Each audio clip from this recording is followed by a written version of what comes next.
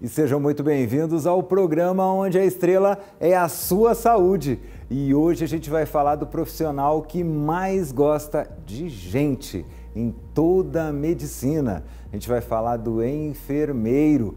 Tanto no enfermeiro, aquele que trabalha na UTI ali, naqueles casos mais pesados, quanto o que realmente é a enfermagem humanizada, o que é um hospital humanizado, uma UTI humanizada, o que realmente significa essa palavra na hora de cuidar de você.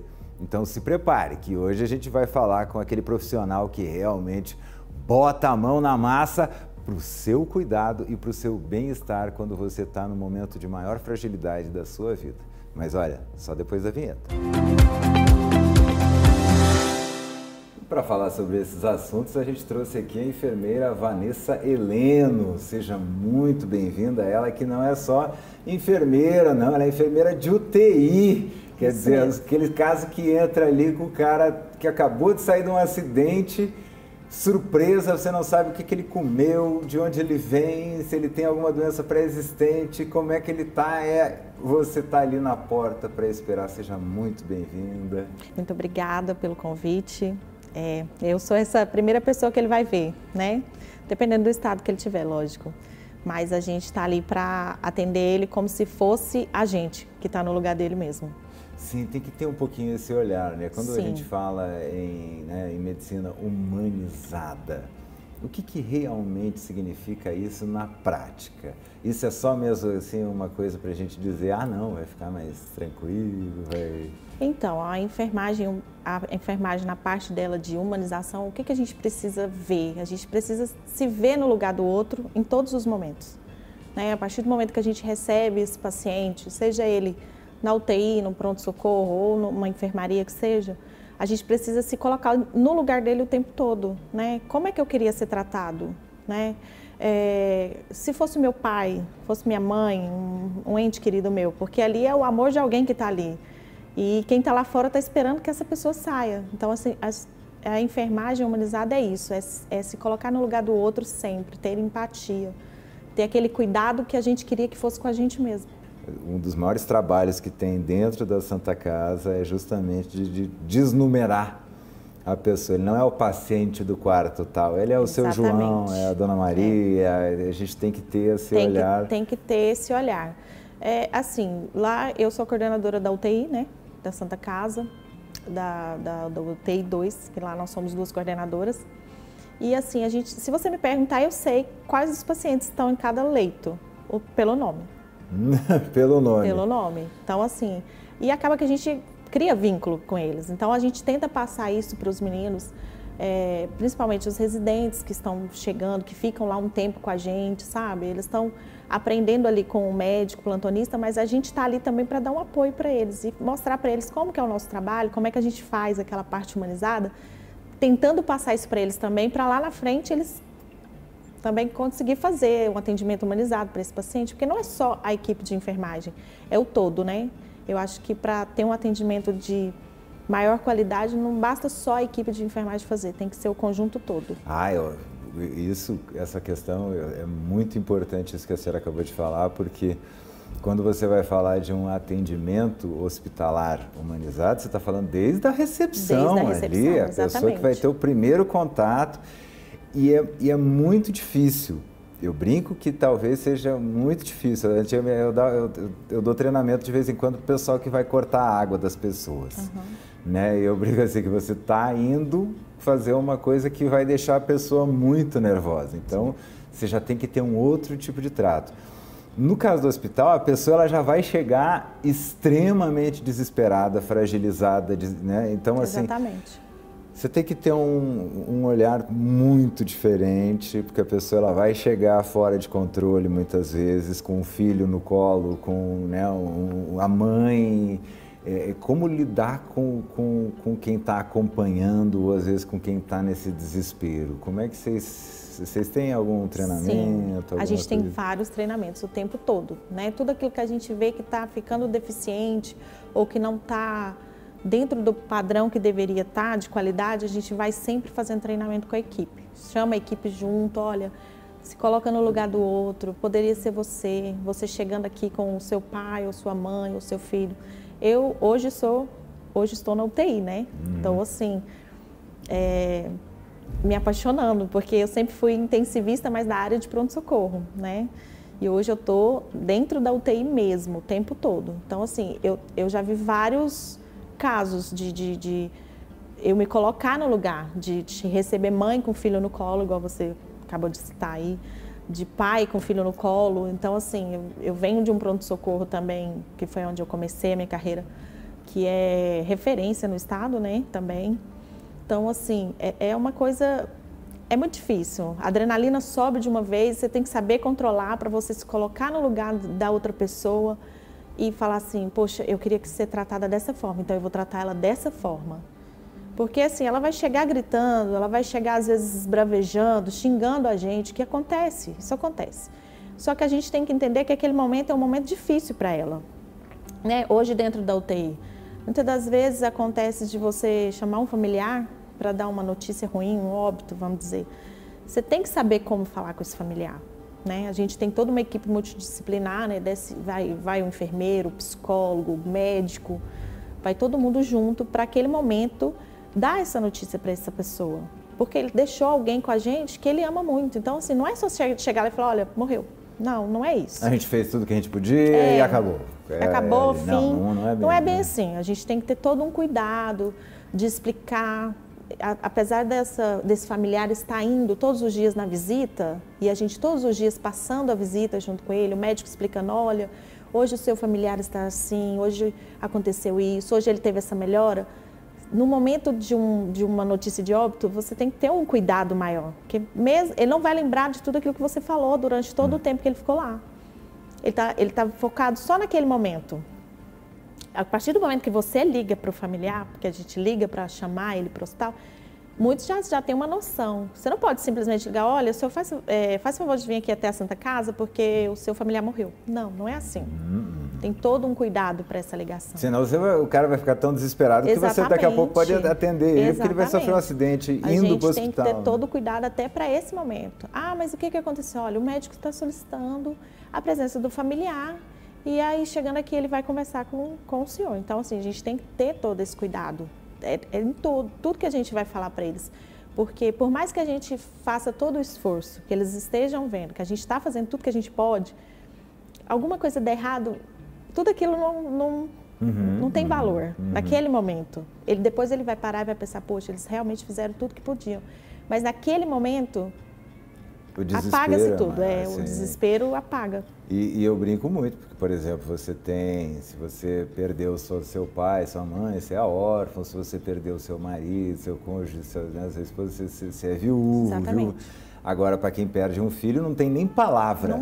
Não existe nem palavra no dicionário para isso, porque é algo antinatural. Então, é uma conversa que não deve ser brincadeira. Tem a lei da vida, né? Que a gente sabe que quem enterra é o filho que enterra o pai primeiro, não o pai que enterra o filho. Então, assim, é muito difícil, né? Então, hoje, vivendo na UTI, tudo que eu tenho vivido, assim, tenho aprendido muito com a equipe, né? Principalmente com a minha equipe técnica, com a minha equipe de enfermeiros. Com o Dr. Pedro também, sim, eu tenho aprendido muito com ele. Hoje mesmo a gente teve uma visita, ele pediu para marcar uma visita, né? Que a família viesse para a gente fazer uma reunião com essa família. Então, assim, eu sempre acompanho quando eu posso. E aí a gente explicou como estava o paciente e tal. E aí o que a gente fez? Que também é da parte humanizada da medicina no geral. A gente estendeu essa visita para um paciente de UTI. Fizemos uma visita estendida, né? O que é uma visita estendida? A gente tem o horário de visita normal, né? Que é meia hora, sobe todo mundo, aí o médico passa aquele quadro, como que estava o paciente naquele dia e aí cabe-se a visita. Quando a gente libera uma visita estendida, é para aquele paciente que a gente vê que ele tem um prognóstico de melhora, né? E a gente quer ajudar essa melhora. Acelerar esse processo. Exatamente. Aí a gente libera uma visita estendida, um prazo maior. Um período da tarde ou só o período da manhã, que aí o familiar pode ficar lá o tempo todo com esse paciente que está lá. E hoje nós fizemos isso, a pacientinha ficou muito feliz, A gente viu, né, a família, aí depois da reunião a família entrou todo mundo, aí eu fui lá e comuniquei que a gente ia liberar a visita estendida para eles. E assim, ela ficou muito feliz. E isso ajuda na melhora do paciente, né? A melhora clínica dele. Porque ele vê que está todo mundo ali, que todo mundo quer que ele saia dali. Porque você falou, né? Tem meia hora de visita. Quer dizer que durante o dia ele vai ficar 23 horas e meia sozinho. Só com a gente, né? Lá. Exato, assim. Mas a sensação dele é de não ter um familiar perto, é de solidão. Exato. Por mais que vocês estejam ali, é de solidão. E o UTI tem alguns leitos que ficam sozinhos. Tem leitos que a gente consegue pôr 2 pacientes junto. Mas às vezes eu tô, vamos dizer, eu tô aqui, tô na UTI, mas não tô entubada. O meu coleguinha do lado tá entubado. Então aí eu fico olhando para ele o tempo todo, aquilo vai me dando aflição. Então é nesse momento que a gente entra, a gente conversa, a gente chama a psicóloga se a gente achar que o paciente está muito assim, está apresentando estresse, aí a gente chama, né, pede a psicóloga para subir, para conversar, assistente social vem, traz um livro. Eu tive um paciente, acho que foi mês passado, não me lembro bem se foi mês passado, mas estava ele e um senhor, era um jovem de 20 anos, estava ele e um senhor do lado. Eles dois não estavam entubados. Aí eles ficavam batendo papo, tal, o tempo todo.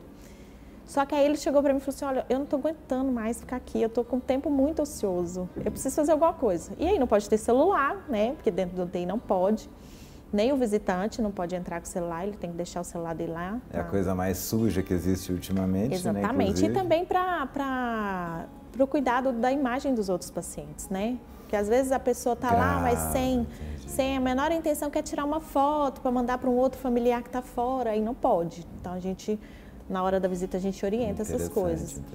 E aí eu falei assim, e aí? Mas eu quero fazer uma palavra cruzada, eu quero pintar, eu quero, sei lá, qualquer coisa. Eu falei assim, mas eu não deixei o colega do lado fazer, porque ele estava meio confuso, o colega do lado. Aí ele já ouviu e falou assim, mas se ele for fazer, eu quero fazer também. Eu falei, pronto, agora eu tenho que arrumar 2 lápis e 2 papel. Aí comecei com a assistente social, expliquei, olha, ele tem 20 anos, ele, né, super ativo, tá difícil para ele ficar aqui. O que a gente pode fazer? Ela, eu vou arrumar um livro para ele ler. Aí arrumaram o livro, eles deram para os 2, depois arrumaram o desenho para eles ficarem pintando, eles ficavam o dia todo pintando os 2 lá na... Tipo uns Bob Goods, assim, da vida agora. Os Bob Goods do hospital. E aí eles ficaram pintando, e assim, vai passando o tempo e diminuindo aquela ansiedade, porque quanto mais ansioso ele ficar, pior para a melhora dele. Quanto mais a gente deixar esse paciente tranquilo, leve, vamos dizer assim, melhor para ele.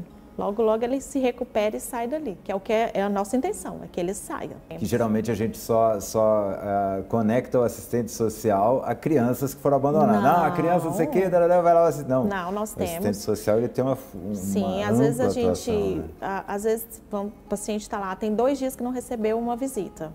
A gente já aciona o assistente social, olha, a gente observou que o paciente, seu João, não recebeu visita nos últimos 2 dias. Vamos tentar entrar em contato com essa família, vamos entender o que está acontecendo, né? Às vezes está sem condições de vir até o hospital. Mora no interior. Tem e aí muito tudo isso. Igual, na época da pandemia não podia se visitar os pacientes, né? O que a gente fazia? A assistente social vinha com um tablet e a gente fazia videochamadas. Então, para tudo tem um jeitinho, né? Se a gente quiser mesmo fazer aquele paciente se sentir mais tranquilo, confiante na gente, para tudo tem um jeito. Se por um acaso, uma aventura, não tiver, esse paciente não tiver, essa família não tem como vir, a gente vai dar um jeito, mas ele vai ver a família. Vai ver a família. Vamos dar um Falando jeito. em psicólogo, vamos lá.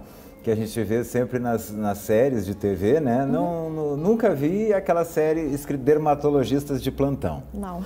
É sempre UTI, né? Sempre. Geralmente as séries elas retratam um UTI, é um pronto-socorro. Sempre. Porque é aquilo que dá a emoção, digamos. Mas essa emoção, ela cobra um preço muito de todo alto. mundo. Você acabou de falar assim, em pouquinho tempo da entrevista, você já falou de ter que conversar seguidamente sobre temas difíceis, sobre perda, né? Você tem que estar prestando atenção em muita coisa ao mesmo tempo. Você estava falando de acontecer alguma coisa, adrenalina, ou seja, você está com um caso ali que você tem que pegar o paciente, entender rapidamente o que está acontecendo. Então, a adrenalina sempre lá em cima. Existe um cuidado psicológico também com quem trabalha na UTI? Sim. para vocês? Vocês têm alguém que... A gente precisa disso também, porque senão a gente não consegue, né? Sim. Então, assim, a gente tem os atendimentos, né? A gente pode estar acionando o pessoal, tá conversando. A psicóloga sempre está conversando com a gente também. Volta e outra, ela vem e pergunta como é que tá. Eu, como coordenadora, sempre estou observando a minha equipe. Se eu vejo que já tem alguma coisa errada, eu chamo. E aí, tá tudo bem? Né? O que está acontecendo? Tô te achando meio assim hoje. A gente procura ter esse... Não só com os pacientes, esse cuidado, mas com a equipe também. Porque se a minha equipe não estiver bem, ela não vai atender bem. Sim. Então, eu preciso que a minha equipe esteja bem. E eu achei engraçado porque, por exemplo, até nas séries, as melhores séries sempre tem aquela enfermeira mais antiga do hospital que os médicos vão perguntar para ela o que fazer. Sim. Você já reparou isso? Porque isso é natural, não é desmerecendo o trabalho do médico, não é. Porque o que acontece? Quando a gente olha no todo, né? Vamos lá, o urologista ele vai cuidar de uma parte, o cardiologista vai cuidar de outra parte do corpo. Quem olha o todo o tempo inteiro... Somos nós. São os enfermeiros, exatamente. Então, quer dizer, vocês têm um olhar sobre a totalidade do paciente, né? Isso acontece no cotidiano, assim, de vocês conseguirem enxergar o paciente do pé à cabeça, digamos assim. Acontece, isso é diário, né? Tanto que quando a gente vai passar uma visita multi, né? Que a gente faz toda semana, 2 vezes por semana. E aí a gente está lá na visita multi, vai falar do paciente João. Seu João está no leito 23, ele está com qual acesso? A enfermeira responde, está com acesso tal, do lado tal, desde o dia tal. Ah, tá bom. O seu João tem alguma LPP, que seria a escara que a gente fala, né? Uhum. Ah, o seu João abriu uma escara assim no calcâneo direito, tá em primeiro estágio, então assim, a gente consegue. Seu João tá de sonda, tá nasointeral, tá de sonda vesical de demora. Então, assim... Os nomes são mais assustadores, acho que do que a própria sonda, eu vou te contar uma coisa. Então, assim, a gente sabe tudo, a gente tem que estar com isso na ponta da língua. Então, assim, a gente chega, né, recebe plantão, passa visita. Vocês conhecem ele, né, do pé à cabeça. Exatamente. Né? E a gente, ultimamente, o que tem acontecido? Antigamente, agora você acabou de falar, né, tem a visita de meia hora, mas ultimamente a gente tem visto em alguns hospitais cachorro, sim, cavalo entrando em hospital. É muito bom, faz muito bem para o paciente, faz muito bem, né? A gente eu, por exemplo, tenho 2 cachorros em casa, e assim, é uma farra quando eu chego. Imagina você que está lá o tempo todo, você só está vendo gente. O animal, ele traz uma paz para a gente, ele Sim. tem um amor puro, vamos dizer assim, e faz muito bem. Eu já vi isso acontecer, e assim, é uma coisa que não tem como explicar. O paciente fica muito tranquilo. Você é a favor Totalmente a favor. Das visitas? Totalmente. E eu acho isso genial, assim, porque é algo que há um tempo atrás seria absurdamente condenado. Tipo, a paciente que está muito tempo na UTI, que não sai daquelas paredes, você levar ele lá fora, sabe? Para ver o céu que seja, isso faz um bem danado para o paciente.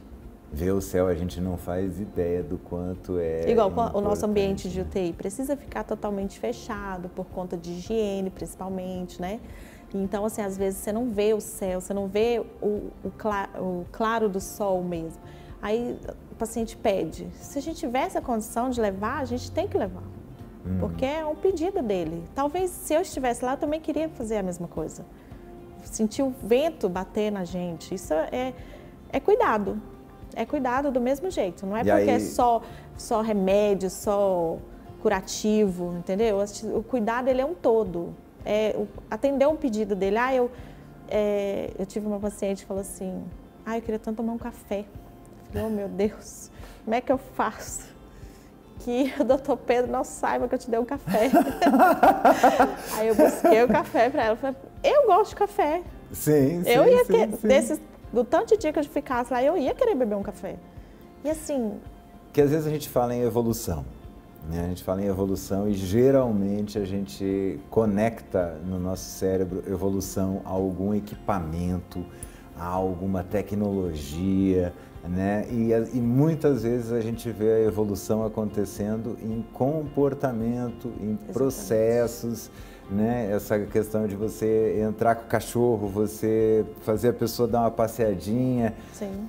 se você colocar isso, é uma evolução enorme em termos de olhar do paciente. Não, eu já dei o remédio, ele está lá conectado, está tudo certo. Será? Né? Que está tudo certo mesmo? Às vezes, está lá um paciente que está entubado há dias, a gente não sabe o que ele realmente possa estar sentindo, ou se ele está nos ouvindo, se ele consegue nos entender. Mas assim, chega lá, dá uma palavra, sabe? Eu tive uma enfermeira que eu trabalhei com ela, que para mim assim, é uma das referências que eu carrego na minha vida. Como é que é o nome dela? Né? Érica Maia. Um beijo, dona Érica. Aí, ó, inspirando, ela é maravilhosa. Inspirando. É maravilhoso quando chega nesse nível. Quando eu comecei na pandemia, porque eu comecei a minha carreira na pandemia, Foi. Chegou, caiu no olho do furacão. Exatamente. E eu comecei a trabalhar com ela. E assim, o atendimento dela é totalmente humanizado. Todas as vezes que a gente ia entubar um paciente, preparava-se tudo primeiro, né, para o médico poder chegar. E minutos antes da intubação, ela chegava perto do paciente e falava uma palavra de conforto, de carinho, sabe? Falava, sei lá, cantava um hino, lia um versículo da Bíblia e aquilo me impressionava. A primeira vez que eu vi, eu falei assim, como assim, gente? Né? E eu peguei aquilo para mim.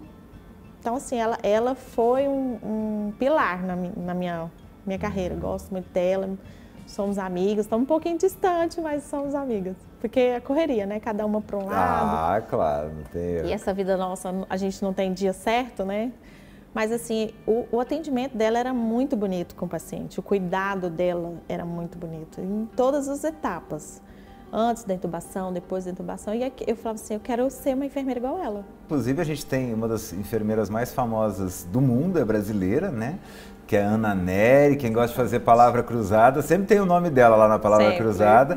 E também tem uma outra que me chamou muita atenção, que eu gosto muito de matemática, e o nome dela é Florence Nightingale. Acho que a gente tem até a imagem dela aí, ó. Florence. Essa moça que eu estava até falando, porque ela chegou na Guerra da Crimeia e ela percebeu que tinha mais gente morrendo por contaminação no hospital de guerra do que de tiro mesmo e da luta em si.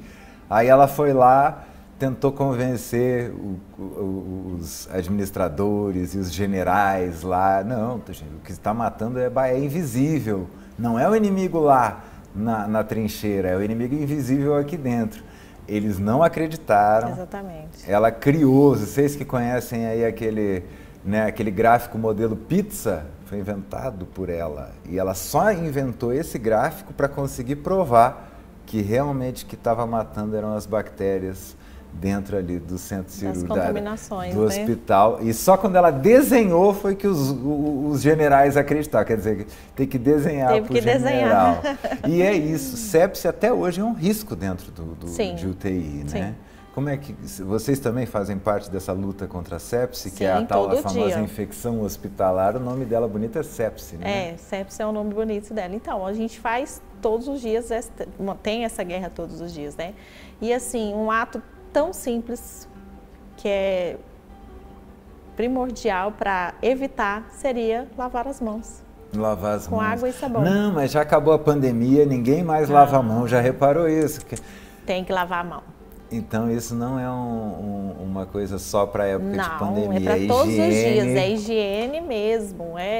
Atendi o seu João, aliás, vou atender o seu João, lava a mão. Terminei de atender o seu João, lava as mãos. Lava a mão de Vou atender a dona Maria, lava as mãos. Terminei, lava as mãos de novo. Então, isso é uma luta constante. Constante. E assim, é uma técnica que até a CCIH tem treinamentos, a gente faz treinamentos, é uma meta de segurança do paciente, né? A lavagem das mãos para poder evitar o risco de contaminação.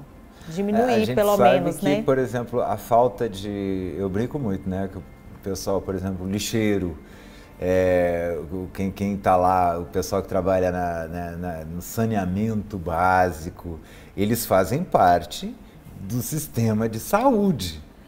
Né? A gente só não reconhece. Exatamente. Mas É só você pegar, fica sem saneamento básico para ver se a tua rede hospitalar aguenta, tanto de gente que vai. Greve de lixeiro, que começa aquele monte de lixo, aí vem mosca, larva, não sei o quê. Quanto tempo o teu sistema de saúde vai aguentar na sujeira? Então, quer dizer, a gente tem que também dar valor. A limpeza é saúde. E, infelizmente, o programa, ele voou. Foi rápido. Foi rápido. Mas eu queria que a senhora deixasse um recadinho aí para quem está em casa sobre a sua profissão, que às vezes tem alguém que está em casa na dúvida se faz ou não faz enfermagem. Então, gente, a minha profissão eu faço por amor mesmo, eu faço aquilo que eu gosto, eu estou lá todos os dias porque realmente gosto de cuidar de pessoas. E nós, da equipe de enfermagem da Santa Casa, a gente cuida com amor mesmo. A gente cuida como se fosse a gente ou um parente, um ente querido da gente. E assim, se eu for falar muito, eu fico emocionada. Mas assim, é uma profissão muito linda, precisa ser mais valorizada, né? A gente precisa ser mais valorizado pelos governantes, principalmente. Mas é uma profissão que é onde a gente inicia a vida, a gente recebe um bebê, a gente está no meio da vida e a gente está no fim da vida. E quando chega essa parte do fim, a gente tenta ser o mais humano possível, porque a gente se coloca no lugar do outro. E não é um momento tão fácil, não é um momento que todo mundo está preparado. Na verdade, a gente nunca vai estar preparado para isso, né? Para esse momento de final de vida, mas a gente tenta fazer ele o mais tranquilo e o mais amoroso possível. É isso que eu queria dizer, agradecer, né, o convite, José, muito obrigada. Se quiser me convidar de novo, estou disposta. Vamos, eu quero sim, eu queria muito que a senhora viesse para a gente poder conversar sobre um assunto que eu acho muito interessante, que é a questão do que faz um técnico, o que faz um auxiliar e o que faz um enfermeiro. Com certeza, né? Pode me convidar que eu venho. E é tão bonito que às vezes a gente vê a pessoa subindo, né? Às vezes a pessoa vem de uma origem tão humilde, Sim. Então ela primeiro faz um, depois vai, faz o outro, até realmente se formar aquilo que o pessoal chama de enfermeiro padrão, né? Que é o enfermeiro graduado. Exatamente. Mas sim, a gente tem que valorizar muito. E antes só, quer ver? O meu recadinho para vocês é ela que vai dar. Eu geralmente deixo um recadinho aqui para vocês. Algum dos pacientes, nesse final de vida que a senhora encara, ele se arrepende de não ter comprado uma mansão, um iate? Ou quais são os maiores arrependimentos das pessoas no final da vida? Então, tem uns que são tão básicos. Tem uns que só queria voltar para casa para tomar um café. E tem outros, claro, tem vários, mas assim, eu só queria dar meu último abraço, meu último beijo, falar meu último eu te amo para alguém que eu gosto, ou uma xícara de café. São as coisas mais simples. E é isso que eu quero deixar para você hoje, tá? Que as coisas mais simples que estão ao teu redor agora são aquelas que mais vão te fazer falta enquanto você está aí achando que a felicidade está na riqueza, no iate, na mansão, na casa linda, no carrão. Não está, não. Está num abraço, numa xícara de café, falar eu te amo todos os dias, antes de sair de casa. Nunca deixa o eu te amo para depois, fala sempre hoje. Mas isso aí, até amanhã. E um grande beijo.